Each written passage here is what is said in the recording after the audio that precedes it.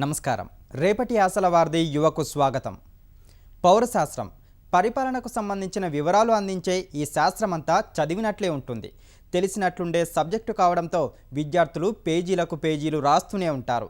ఏ ప్రశ్నకు ఎంత సమాధానం అన్నదానిపైనే సివిక్స్ పరీక్షలో రాణించడం ఆధారపడి ఉంటుంది.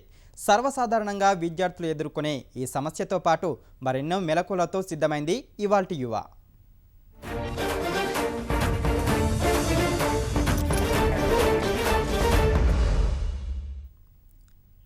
అన్ని పరీక్షల్లో తెలియని ప్రశ్నలు ఎదురైతే సివిక్స్ మాత్రం ఇందుకు విరుద్ధం. తెలిసిన ప్రశ్నలకు తెలివిగా సమాధానం చెప్పి రాణించడమే ఇక్కడ పెద్ద సమస్య. ప్రజాస్వామ్యం, రాజనీతి శాస్త్రం అన్నీ చదివిన అంశాలే. కేంద్ర రాష్ట్ర ప్రభుత్వాల సంబంధాలు తెలిసినవే. మరి వేటికెంత ప్రాధాన్యం ఇవ్వాలి, ఆ విషయాలనే విడమర్చి చెబుతున్నారు సివిక్స్ సీనియర్ అధ్యాపకులు ఆశాలత.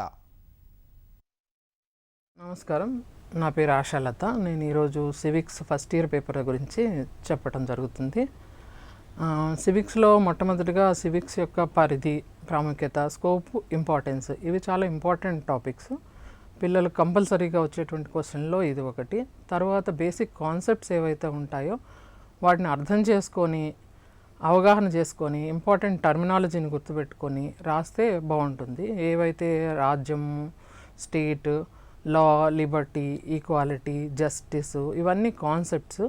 ఎక్కువగా కైండ్స్, టైప్స్ ఇవే వస్తాయి కాబట్టి ఎన్ని రకాలుగా ఉన్నాయి అనే పాయింట్స్ని గుర్తుపెట్టుకొని చదువుకోవడం వలన ఎక్కువ లాభం ఉంటుంది.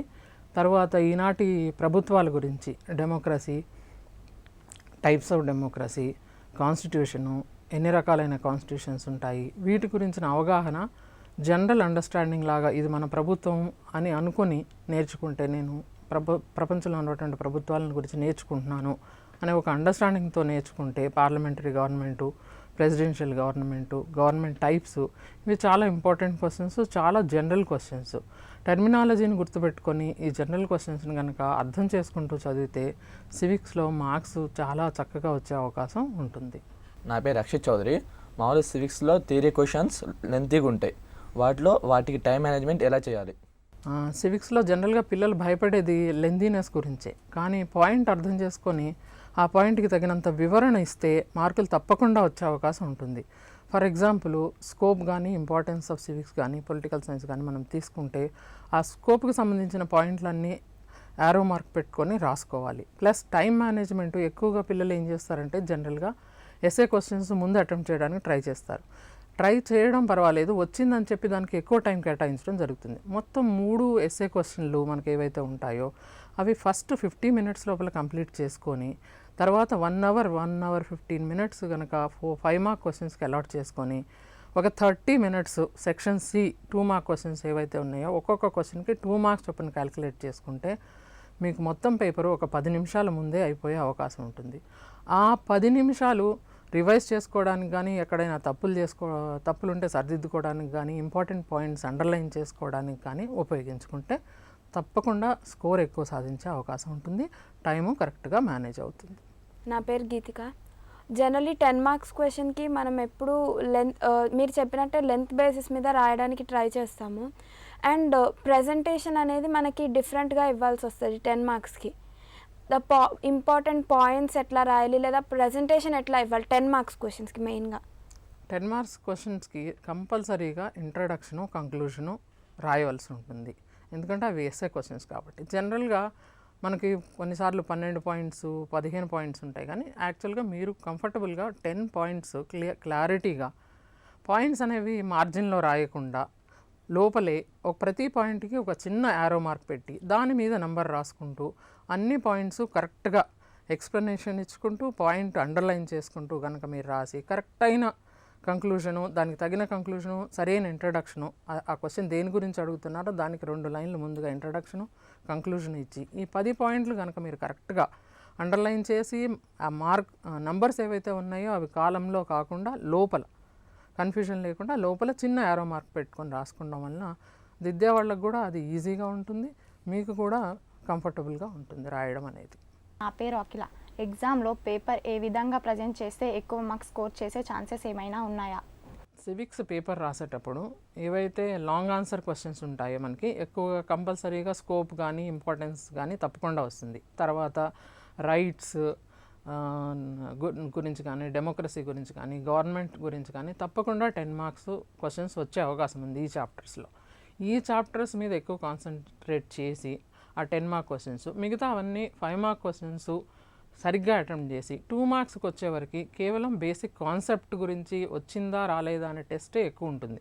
సో 2 మార్క్ క్వశ్చన్ వచ్చేవరకు ఆ కాన్సెప్ట్ వివరణ, సపోజ్ పొలిటికల్ రైట్స్ ఉన్నాయి, పొలిటికల్ రైట్స్ అంటే ఏమిటి, అవి ఏవి అనేటువంటి ఉదాహరణ ఇస్తా. అలాగే 2 మార్క్ క్వశ్చన్స్ ఎక్కువగా అటువంటి భావనలు చెక్ చేయడానికే ఇస్తారు. 5 మార్క్స్ వచ్చేవరకు చక్కగా ఇంట్రడక్షను, కంక్లూజన్ రాసుకుంటూ మీకుండే 5 పాయింట్స్ ఏవైతే ఇంపార్టెంట్ 5 పాయింట్స్ రాయాలనుకుంటున్నారో దానికి స్పష్టంగా అండర్లైన్ చేసుకుంటూ, ఇంపార్టెంట్ వర్డ్ అనే దాన్ని అండర్లైన్ చేసుకుంటూ రాస్తే 5 మార్క్స్లో కూడా ఫుల్ మార్క్స్ స్కోర్ చేసే అవకాశం ఉంటుంది. ఎస్ఏ క్వశ్చన్స్ ఎట్లయినా లాంగ్ ఆన్సర్ క్వశ్చన్స్ బాగా చదువుకొని బాగా వచ్చినవి మాత్రమే. ఈ యూనిట్స్లో ఏ యూనిట్స్లో అయితే మనం చెప్తున్నామో, ఒకటి ఫస్ట్ది స్కోపు, తర్వాత రైట్స్, నేషనాలిటీ క్వశ్చన్ తప్పనిసరిగా వస్తుంది, డెమోక్రసీలో తప్పనిసరిగా ఒక క్వశ్చన్ వస్తుంది, గవర్నమెంట్ చాప్టర్ ఏదైతే లాస్ట్ చాప్టర్ ఉందో దాంట్లో కంపల్సరీగా 5 మార్క్స్ 10 మార్క్స్ అన్నీ వస్తాయి కాబట్టి దానికి వెయిటేజ్ ఎక్కువ ఉంటుంది. కాబట్టి ఆ చాప్టర్ కంప్లీట్గా చదువుకొని వీటిల్లో ఎస్ఏ క్వశ్చన్స్ బాగా అటెంప్ట్ చేస్తే తప్పకుండా మంచి మార్కులు వచ్చే అవకాశం ఉంటుంది. నా పేరు కార్తీక సంఘవై. ఇప్పుడు డిఫరెన్సెస్ ఉంటాయి కదా మ్యామ్, నేషనాలిటీ, స్టేట్, గవర్నమెంట్, ఇవన్నీ డిఫరెన్సెస్లో ఉన్న పాయింట్స్ ఎట్లా గుర్తుపెట్టుకోవాలి, ఇంకా ఎట్లా ప్రజెంట్ చేయాలి ఎగ్జామినేషన్లో? యాక్చువల్గా మనకి చాలా డిఫరెన్సెస్ క్వశ్చన్స్ ఉంటాయి. తప్పనిసరిగా ఒక 2 డిఫరెన్సెస్ క్వశ్చన్స్ 5 మార్కులో వచ్చే అవకాశం తప్పనిసరిగా ఉంటుంది. ఈ డిఫరెన్సెస్ ప్రజెంట్ చేసేటప్పుడు మధ్యలో ఒక కాలం కొట్టుకొని ఇటు సైడు కన్ఫ్యూజ్ కాకుండా, right side left side confuse కాకుండా కరెక్ట్ పాయింట్ రాస్తూ ఏ పాయింట్ మీద అయితే డిఫరెన్స్ ఉందో ఆ పాయింట్ని హైలైట్ చేస్తూ లేదా అండర్లైన్ చేస్తూ కనుక మీరు రాస్తే తప్పకుండా కంప్లీట్ మార్క్స్ వచ్చే అవకాశం డిఫరెన్సెస్ క్వశ్చన్స్లో ఎక్కువగా ఉంటుంది. ఎందుకంటే ఆ పాయింట్ కరెక్ట్గా అర్థమైందా లేదా అనేది చూసుకొని వెంటనే పూర్తి మార్కులు ఇవ్వడం జరుగుతుంది. సివిక్స్లో మార్క్స్ బాగా స్కోర్ చేయాలంటే టెక్స్ట్ బుక్ అనుకున్న అన్ని క్వశ్చన్స్ చదవాలా, లేకపోతే ఇంపార్టెంట్ క్వశ్చన్స్ చదివితే సరిపోతుందా? సివిక్స్లో స్కోర్ ఎక్కువ చేయాలంటే ఎక్కడ ఏ పాయింట్ కూడా వదలకుండా మొత్తము పాయింట్స్ తెలుసుకొని ఉండాలి. సో ఇంపార్టెంట్ క్వశ్చన్స్కి ఎక్కువ ప్రాధాన్యత ఇస్తూ వాటిని బాగా మరింతగా చదువుకుంటూ ఎక్కడా కూడా క్వశ్చన్ అన్అటెంప్ట్ చేయకుండా బయటికి రాకూడదు అనే ఉద్దేశంతో టెక్స్ట్ బుక్ వెనకాల క్వశ్చన్స్ కూడా కంపల్సరీగా చదువుకుంటే ఎక్కువ స్కోర్ చేయడానికి అవకాశం ఉంటుంది. ఎవరైతే బ్రైట్ చిల్డ్రన్ ఉంటారో, ఎవరైతే కంప్లీట్ మార్క్స్ తెచ్చుకోవాలి, 90 అబవ్ 95 అబవ్ తెచ్చుకోవాలి అంటే కంపల్సరీగా టెక్స్ట్ బుక్ వెనకాల ఉన్న క్వశ్చన్స్, ఇంపార్టెంట్ క్వశ్చన్స్తో పాటు చదువుకోవాలి. ఇంపార్టెన్స్ క్వశ్చన్కి ఎక్కువ ప్రాధాన్యత ఇచ్చి బాగా వచ్చేలాగా చూసుకుంటూ ఏ క్వశ్చన్ని కూడా వదలకుండా ఆన్సర్ చేసేలాగా అన్ని క్వశ్చన్స్ చదువుకుంటే కంపల్సరీగా ఎక్కువ స్కోర్ చేసుకోవడం అవకాశం ఉంటుంది. మ్యామ్, జనరల్గా మనం 5 మార్క్స్ క్వశ్చన్స్ అటెంప్ట్ చేసేటప్పుడు మార్క్స్ రావాలంటే జనరల్గా మనం వినేది ఏంటంటే ఒక పేజ్, ఒక ఫుల్ సైడ్ రాస్తే మార్క్స్ ఇస్తారు 5 మార్క్స్కి అట్లా అంటారు. కానీ 5 మార్క్స్ని ద ప్రజెంటేషన్ ఇంకా పాయింట్స్ అటెంప్ట్ చేసే విధానం వేరే ఉండాలి. ఎలా రాస్తే వస్తాయి మార్క్ స్కోరింగ్గా ఉండేవి? 5 మార్క్స్ అనేవి ఎక్కువగా కాన్సెప్ట్స్ నుంచి వస్తాయి, లేదా లక్షణాలు, జస్టిస్ క్యారెక్టరిస్టిక్స్, లేకపోతే లా కైండ్స్, లేకపోతే సివిల్ రైట్స్ ఎన్ని కైండ్స్గా ఉన్నాయి, ఇట్లాంటి క్వశ్చన్స్ ఎక్కువగా రావడం జరుగుతుంది. ఒక్కొక్కసారి ఆ క్వశ్చన్లో మోర్ దెన్ 5 పాయింట్స్ కూడా ఉంటాయి. అప్పుడు మీరు ఏం చేస్తారంటే 5 పాయింట్స్ క్లియర్గా రాసి, కొంచెం ఇంట్రడక్షన్ రాసి, కంక్లూజన్లో ఈ 5 కాకుండా ఇంకా ఇవి కూడా ఉన్నాయి, సివిల్ రైట్స్ ఇంకా కొన్ని ఉన్నాయి, లేకపోతే పొలిటికల్ రైట్స్ ఇంకా కొన్ని ఉన్నాయి. ఎందుకంటే మీరు 5 పాయింట్సే క్లారిఫైడ్గా రాస్తున్నారు, ఇంకా మీకు ఆ పాయింట్స్ తెలుసు అనే విషయం ఎగ్జామినర్కి తెలిసేలాగా రాయాలి. తర్వాత 5 మార్క్స్ అటెండ్ చేసేటప్పుడు ఎప్పుడు కూడా suppose characteristics of state and society ఉంది, అవి కూడా డిఫరెన్సెస్ ఉంది, అవి కూడా 5 మార్క్స్కి రాసేటప్పుడు క్లారిటీ అనేది చాలా ఇంపార్టెంట్. కాన్సెప్ట్ అర్థమైందా లేదా, కరెక్ట్గా దానికి సంబంధించింది రాస్తున్నారా అని చూసి ఎక్కువగా మార్కులు వేయడం జరుగుతుంది.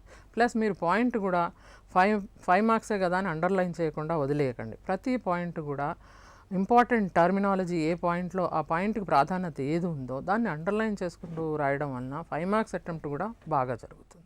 మేడం, బిలో యావరేజ్ స్టూడెంట్స్ ఎలాంటి క్వశ్చన్స్ చదివితే ఎక్కువ మార్క్స్ వచ్చే అవకాశాలు ఏమైనా ఉన్నాయా? బిలో యావరేజ్ స్టూడెంట్స్ మంచి మార్కులు తెచ్చుకోవడానికి ఎక్కువగా వెయిటేజ్ ఎక్కువ ఉన్న చాప్టర్స్ ఏవైతే first chapter scope, importance, second chapter third chapter nationality అనే చాప్టర్లో కంపల్సరీగా ఎస్సే వస్తుంది. తర్వాత రైట్స్ అండ్ డ్యూటీస్ వెయిటేజ్ ఉన్న చాప్టరు ఎస్సేకు 5 మార్క్స్కు 2 మార్క్స్కు అన్నిటికీ బాగా ఉపయోగపడే చాప్టర్ రైట్స్ అండ్ డ్యూటీస్. అలాగే డెమోక్రసీ చాప్టర్ తీసుకుంటే దాంట్లో 5 మార్క్స్ కవర్ అవుతాయి, 10 మార్క్స్ కవర్ అవుతాయి, 2 మార్క్స్ కవర్ అవుతాయి. తర్వాత లాస్ట్ చాప్టర్ ఏదైతే ఉందో అది కొంచెం ఈజీగా కూడా ఉంటుంది అర్థం చేసుకుంటే. దాంట్లో మార్క్స్ కూడా ఎక్కువ వెయిటేజ్ ఉంది. ఎస్ఏ క్వశ్చన్ కవర్ అవుతుంది, 5 మార్క్ క్వశ్చన్స్ కవర్ అవుతాయి, 2 మార్క్ క్వశ్చన్స్ కూడా కవర్ అవుతాయి. ఈ చాప్టర్స్ని కనుక ఎక్కువ ప్రాధాన్యత ఇస్తూ చదువుకుంటూ ఈ చాప్టర్లని తరువుగా చదువుకొని మిగతావి కొంచెం 2 మార్క్స్కి 5 మార్క్స్ వరకే చదువుకుంటే తప్పనిసరిగా బిలో యావరేజ్ స్టూడెంట్ కూడా ఎక్కువ మార్క్స్ తెచ్చుకొని ఎక్కువ స్కోర్ చేసుకొని కంపల్సరీగా పాస్ అవ్వడమే కాదు ఒక 50% వరకు కూడా మార్క్స్ తెచ్చుకునే ఛాన్స్ ఉంటుంది. మేడం ఇప్పుడు 2 మార్క్స్ క్వశ్చన్స్ ఉంటాయి, వీటిని మనం ఎలా ప్రిపేర్ అవ్వాలి మంచి స్కోర్ చేయడానికి? ఇంకా ఎగ్జామ్లో ఎట్లా రాస్తే మనకు మంచి మార్క్స్ ఇస్తారు? 2 మార్క్స్ అనేవి ఎక్కువగా బేసిక్ కాన్సెప్ట్స్లో ఉంటాయి. ఫర్ ఎగ్జాంపుల్ 2 మార్క్స్ వచ్చేవరకు what is a return constitution అని అడిగారు అనుకోండి. రిటర్న్ కాన్స్టిట్యూషన్ అంటే ఏంటి అనేది రాసి మీరు దానికి అది ఎక్కడ ఉన్నది అని ఒక ఎగ్జాంపుల్ ఇస్తే ఎస్ ఈ స్టూడెంట్కి రిటర్న్ కాన్స్టిట్యూషన్ అనే కాన్సెప్ట్ క్లియర్గా ఉంది, ప్లస్ ఎగ్జాంపుల్ కూడా రాస్తున్నాడు కాబట్టి దీనికి ఫుల్ మార్క్స్. అలాగా ఎగ్జాంపుల్ ఉన్న చోట కంపల్సరీగా ఎగ్జాంపుల్ ఇవ్వాలి. ఎక్కడైతే 2 పాయింట్స్ 4 పాయింట్స్ ఉంటాయో ఆ పాయింట్స్ని కూడా క్లారిఫైడ్గా రాయాలి. అప్పుడు ఎక్కువగా బేసిక్గా questions 2 mark questions concept clarity కోసమే అడగడం జరుగుతుంది. సో మీరు క్లియర్గా ఆ కాన్సెప్ట్ని తప్పుపోకుండా కరెక్ట్గా ప్రజెంట్ చేయగలిగితే మార్క్స్ తప్పనిసరిగా స్కోరింగ్ ఎక్కువగా కూడా ఉంటుంది.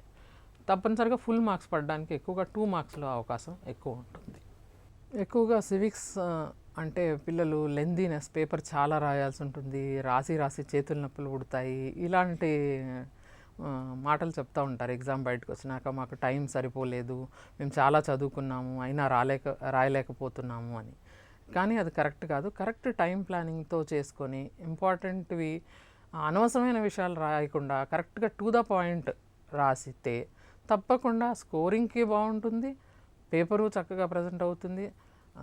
తర్వాత దిద్దే వాళ్ళకు కూడా కరెక్ట్గా మార్క్స్ వేయడానికి అనవసరమైనది కాకుండా కరెక్ట్గా రాస్తే వాళ్ళకు కూడా తలనొప్పి లేకుండా త్వరగా మార్కులు వేయడం జరుగుతుంది. కాబట్టి సివిక్స్ అంటే లెంత్ గురించి భయపడకుండా కాన్సెప్ట్స్ క్లియర్గా వచ్చినాయా లేదా చూసుకొని 5 మార్క్స్కి 10 మార్క్స్కి ఏవైతే ఇంపార్టెంట్ పాయింట్స్ ఉంటాయో వాటిని ఒక జిస్ట్ లాగా రాసుకొని ఆ జిస్ట్ని ఎగ్జామ్కి పోయే ముందు రివైజ్ చేసుకుంటాయి. ఎస్పెషల్లీ 10 మార్క్స్ పాయింట్స్ అయితే ఏవైతే ఉంటాయో వాటిని ఒక సినాప్సిస్ లాగా రాసుకొని ఎగ్జామ్ అయ్యే ముందు ఆ పాయింట్స్ కనుక ఒకసారి రివైజ్ చేసుకుంటే తప్పకుండా అన్ని పాయింట్స్ ఎగ్జామ్లో గుర్తుకొస్తాయి, ఫుల్ స్కోర్ చేయడానికి అవకాశం ఉంటుంది. ఎగ్జామ్ ఈ పాయింట్ ఆఫ్ వ్యూలో చేస్తే తప్పకుండా అందరికీ మంచి మార్కులు రావడానికి అవకాశం.